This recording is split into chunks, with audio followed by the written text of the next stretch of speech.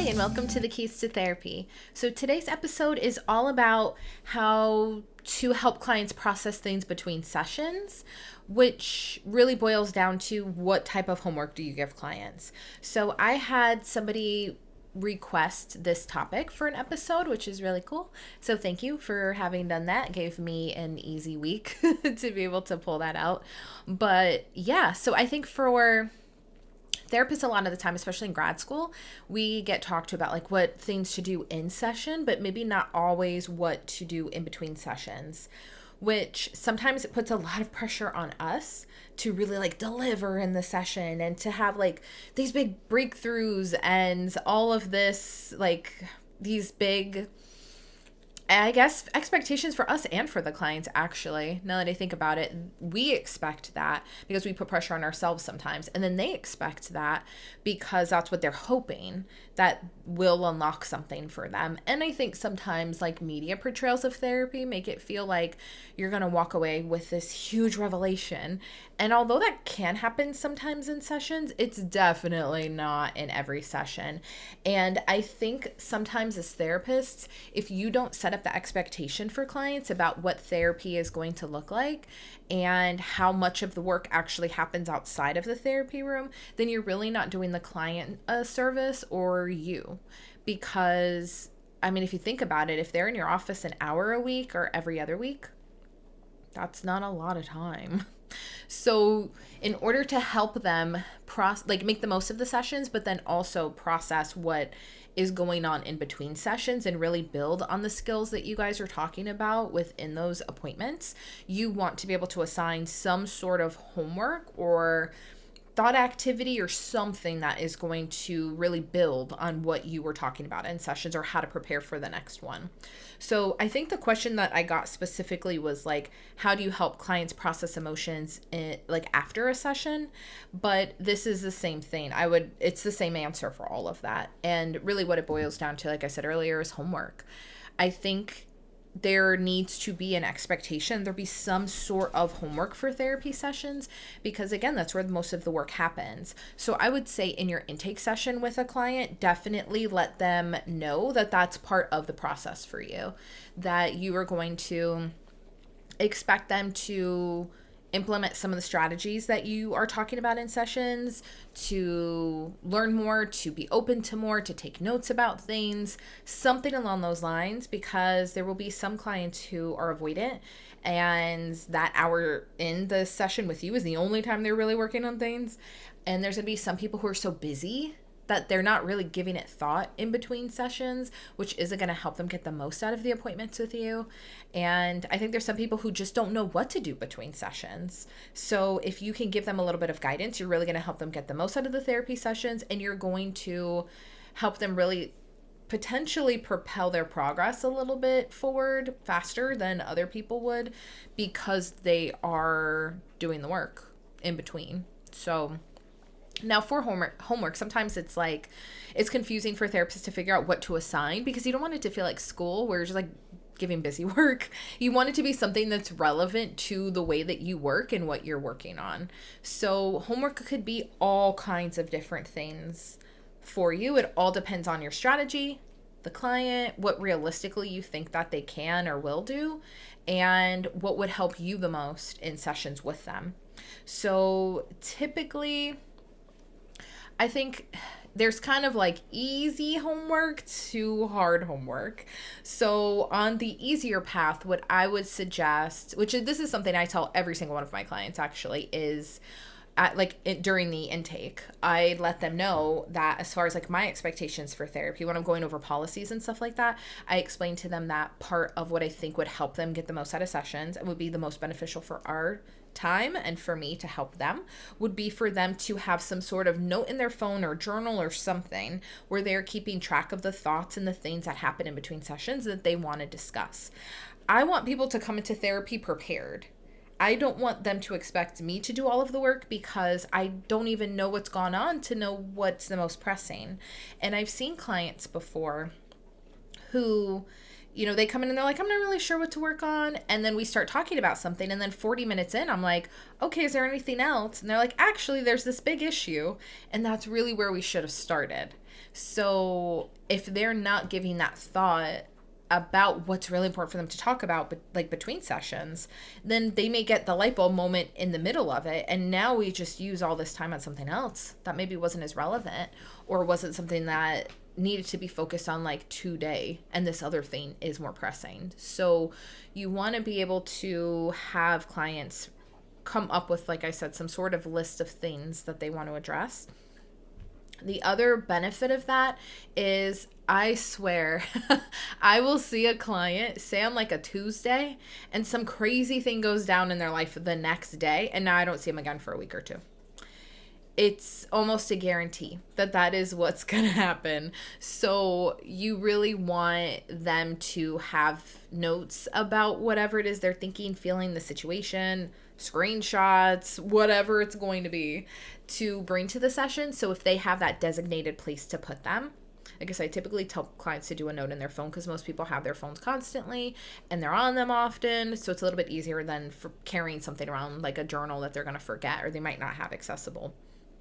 So yeah, I tell them, write down, how are you feeling? What did you want to talk about? So then when we start the session the next week, I could be like, hey, how's your week been? Or how's the last 2 weeks been? And then do like a quick check-in and just be like, okay, what's on your list today? And then I put that back on them. What do they want to talk about? What do they need to talk about? Because I might have my own idea of what we need to do that session. But if something else came up, I want to know. I would hate for clients to leave and feel like they didn't really get to talk about what they wanted to talk about that day. And sometimes therapists, especially newer therapists, get so anxious about what to talk about the next session, how to sustain therapy sessions, right? Because after the first one, you're like, I already had all my questions, I had a script almost of what I needed to say.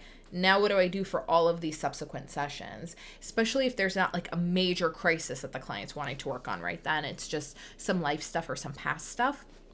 So having that list, it gives you a little bit of leeway for yourself to be like, okay, let me have an idea of what I want to talk to them about today, but put it back on them. What do they think is the most important thing? What are they really wanting to walk away from today with some answers about? Things like that. So that to me is the easiest type of homework, and that, in my opinion, should be the standard. So definitely highly recommend that you do that with your clients, because it just helps everybody. So the other type of self-care that's a little more on the easy side of things is self-care. So, which I guess, yeah, homework is this form of self-care kind of in this situation, because they're really devoting the time for them. So maybe that was a good slip up. But yeah, so homework is, again, it could be something simple, right? Like if you notice that your client is really stressed, they haven't taken any time for themselves. They've had this show they've been wanting to watch for weeks. They've had this book sitting on their bookshelf forever. They've had this podcast queued up that they haven't listened to. That could be homework. So it could be something as simple as like, hey, take at least an hour in between now and we meet next to read some of that book you've been wanting to read, to call your friend and check in. Like, take a long shower and blast music, like whatever the situation, their version of self-care is. Sometimes that's the homework, and you're just letting them know that, almost like giving them permission, even though they don't need it. But I think it helps put it more on their radar of like, here's the scene you've been wanting to do. You said you were going to do it. You haven't been able to make the time or find the time to do it. I'm going to hold you accountable to that. And it gives them a little bit more of a push. And I think it's also just nice. So, I mean, I'll take that type of homework anytime. So I think that could be really helpful in keeping them on track, because then they also know that you're probably going to ask about it the next time, and they want to be able to come in and have done something positive to report back. And you don't want it to only be because of you, but it does kind of help you be able to say, hey, these were some of your goals coming in. I'm just here to make sure that you are able to meet them and stay on track with them. So it's more of an accountability thing. But sometimes the homework can be that, something as simple as self-care. Sometimes it's kind of along the same lines, like do one good thing for yourself this next week, or find one space that maybe you can cut a little bit of time out of to devote back to you, or set this one boundary. Like it could be those types of things. More in like the middle, like moderate level of homework, as far as like difficulty goes, would be something like logging their moods or journaling consistently. So that's going to take a little bit more work. That's going to take up a little bit more time. That's going to require a little bit more dedication. but sometimes that type of homework is necessary depending on what you're looking for with the client. Do you notice that they never really look inward and they're consistently just like going through the motions and not actually processing or acknowledging how they're feeling? Then you may want them to start logging moods. So being able to, like I said, they could do that in a note in their phone. I know Apple has like a journaling app or something now. I know there's lots of mood tracker apps and different things out there. If they wanted something that was more consistent, that would prompt them to do it. There's so many options out there now. So, or it could just be something like they set a timer and every night they go into like a literal journal and they write down what's going on. So that's, again, more like the middle ground because it requires a little more work and more dedication. But the homework could even be something like that, just to increase their self-awareness and start tracking trends in their moods and making them more aware of it. And that brings a lot to sessions too. So maybe the homework's a little something like that. There's a really cute app called Finch that's great for like self-care tracking and mood tracking, and it's free. So it's really, really cute. So there's like things like that that exist out there that would make it very, very easy for clients to be able to do that homework. But that's something that you can kind of tailor to the client depending on what you're working on with them and what their goals are. And then I think kind of on the more difficult or the more involved, I guess, type of homework would be something like reading a book or listening to a whole podcast, or maybe more of like the emotionally heavy types of homework, which would be something along the lines of like, send that email to your boss requesting to meet with them about a raise, or let your mom know that you've decided not to come home for Thanksgiving this year and explain why. Like those types of things. It may be more along those lines. Now, the book one, obviously, it's hard to find the time to sit there and read an entire book or listen to an entire book. But that's why I said it's a little more on the difficult side, but sometimes there's certain resources that you're like, hey, this is exactly what it is that you need. So assigning that. If I know that something might be relevant for a client, I'll give them book recommendations, and then I'll sort of let them know, like, right now you don't have to read it, but I'd love for you to slowly start getting into it and giving me your thoughts on it. So sometimes they just read a couple chapters or listen to a couple chapters on the drive to work or something, and then the next session talk about it. And, I think setting that expectation of like, it doesn't all have to be done at once, but here's a resource I think would be really helpful to you, could be good for them to just, like I said, kind of keep that awareness and still process things in between sessions. So maybe too, on the heavier side, you want them to meditate every day. Maybe you want them to use like the Calm app or Insight Timer or one of those types of meditation, sleep stories, whatever it is type of apps, to be able to just slow down a little bit and have them build that into their schedule. That could be homework too. But I think that basically, I want you to be able to develop your own library of what homework would be. So have your own Word document or like folder in your email or bookmarks or favorites, whatever, to have like, okay, here's these apps that I love. Here's these links to these books that I really like. Here are some prompts that I think would be helpful if they're tracking their moods or looking for patterns. Most clients a lot of the homework's gonna fit multiple types of people across multiple ages and across multiple diagnoses. So it could be nice to have your own little cheat sheet of what it is you want to give them. Because also sometimes you may get stumped yourself. So being able to reference your own stuff could be helpful too. And then you could quickly send them those resources. If you're like, oh, here's this book link, instead of you having to sit there and find it and send it, you can just pull it up and there you go. So overall, homework's a really good thing.